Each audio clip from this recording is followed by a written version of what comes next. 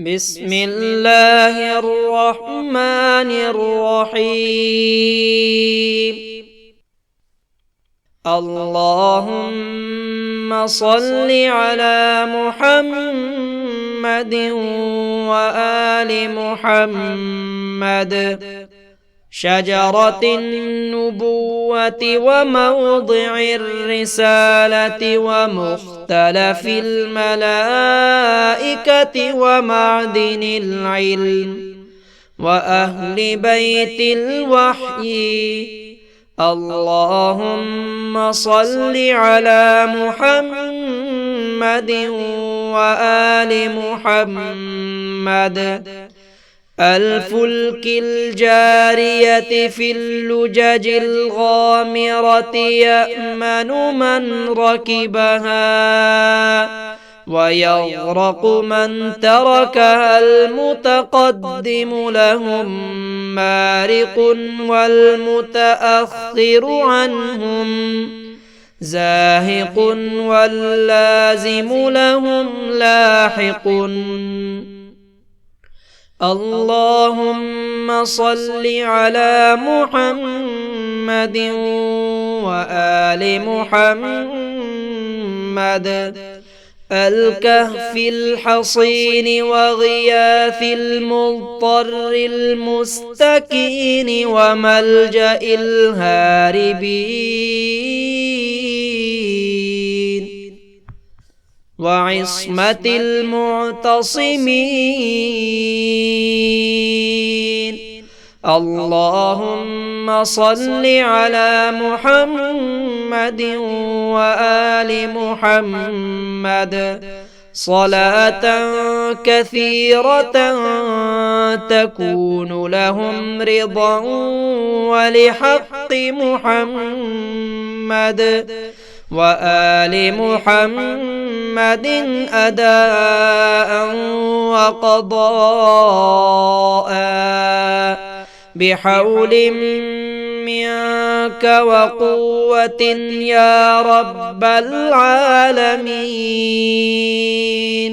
اللهم صل على محمد وآل محمد الطيبين الأبرار الأخيار الذين أوجبت حقوقهم وفرضت طاعتهم وولايتهم. اللهم صل على محمد وآل محمد واعمر قلبي بطاعتك ولا تخزني بمعصيتك وارزقني مواساة من قدرت عليه من رزقك بما وسعت علي من فضلك ونشرت علي من عدلك وأحييتني تحت ظلك. وهذا شهر نبيك سيد رسلك شعبان الذي حففته منك بالرحمة والرضوان الذي كان رسول الله صلى الله عليه وآله وسلم يدأب في صيامه وقيامه في لياليه وأيامه بخوعا لك في إكرامه وإعظامه إلى محل حمامه. اللهم فأعنا على الاستنان بسنته فيه ونيل الشفاعة لديه. اللهم واجعله لي شفيعا مشفعا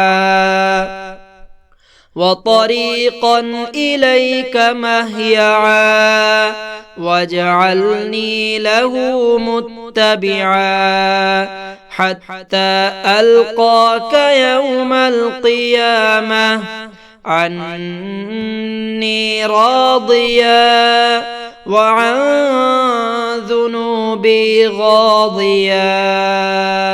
قد أوجبت لي منك الرحمة والرضوان وأنزلتني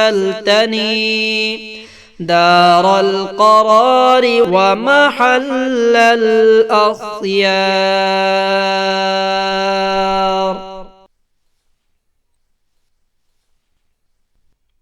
اللهم صل على محمد وآل محمد. شجرة النبوة وموضع الرسالة ومختلف الملائكة ومعدن العلم وأهل بيت الوحي. اللهم صل على محمد وآل محمد. الفلك الجارية في اللجج الغامرة يأمن من ركبها ويغرق من تركها. المتقدم لهم مارق والمتأخر عنهم زاهق واللازم لهم لاحق. اللهم صل على محمد وآل محمد. الكهف الحصين وغياث المضطر المستكين وملجأ الهاربين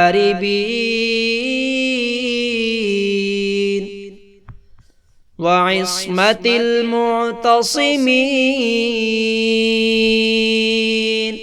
اللهم صل على محمد وآل محمد صلاة كثيرة تكون لهم رضا ولحق محمد وآل محمد أداء وقضاء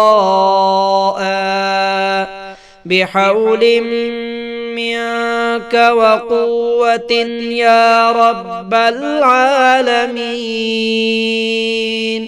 اللهم صل على محمد وآل محمد الطيبين الأبرار الأخيار الذين أوجبت حقوقهم وفرضت طاعتهم وولايتهم.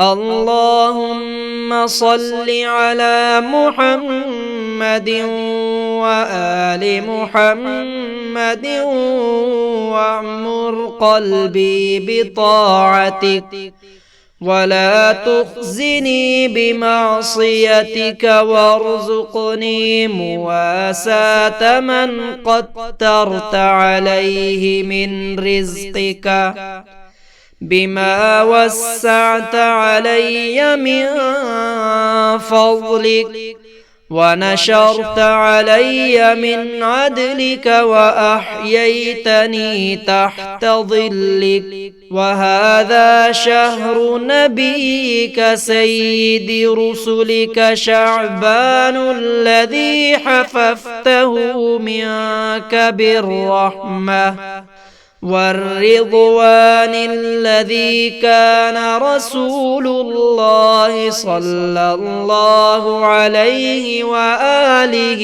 وسلم يدأب في صيامه وقيامه في لياليه وأيامه بخوعا لك في إكرامه وإعظامه إلى محل حمامه.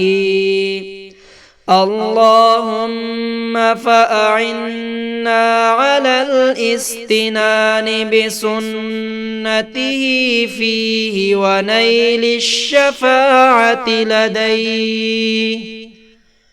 اللهم واجعله لي شفيعا مشفعا